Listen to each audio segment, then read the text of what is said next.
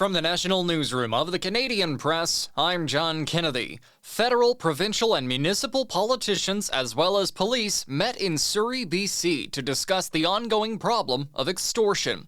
Premier David Eby says there's an impressive amount of work happening to try and resolve the issue. But there is a difference between arresting the frontline person that commits the offense of shooting at a house and doing the deeper police work of rooting out the entire noxious weed of the organization that is doing this work. We have asked police not to focus exclusively on the frontline people committing these offenses. The federal and provincial government are promising a combined $1 million for police support to help extortion victims in the province.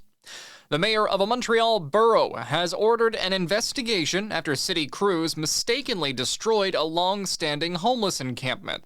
Montreal Nord Mayor Christine Black says workers were sent there to clear waste, but instead they tossed out tents, clothing, and food belonging to 4 encampment residents. A local outreach group says the loss was traumatic, comparing it to a house fire.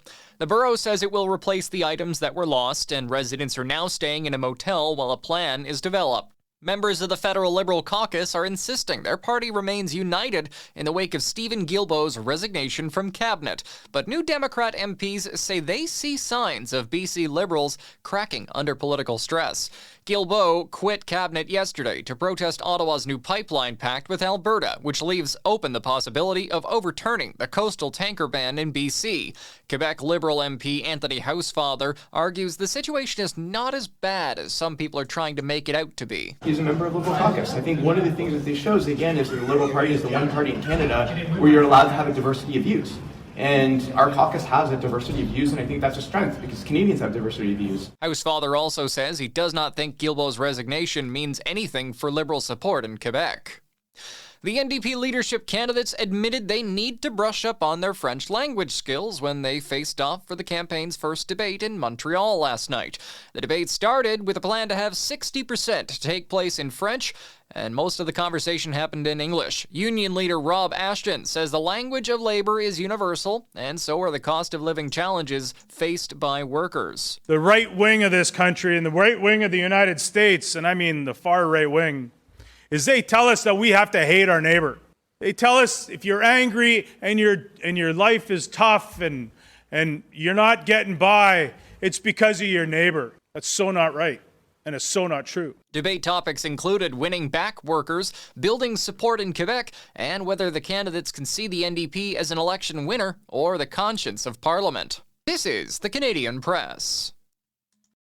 In sports, the Montreal Canadiens have signed defenseman Mike Matheson to a 5-year contract extension worth $30 million US.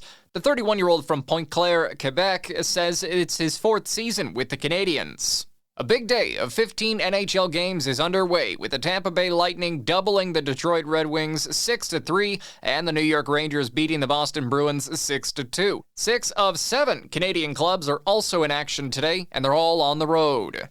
Meanwhile, Rachel Homan's curling team took the first game of a 3-game final against Christina Black at the Olympic trials in Halifax. Ottawa's Homan was a 5-4 winner over hometown favorite Black.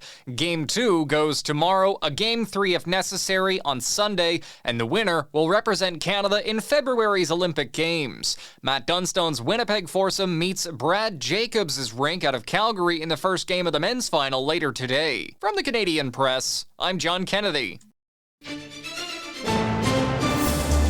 Thanks for listening. Don't forget to follow and subscribe. For more of today's top stories, visit thecanadianpressnews.ca.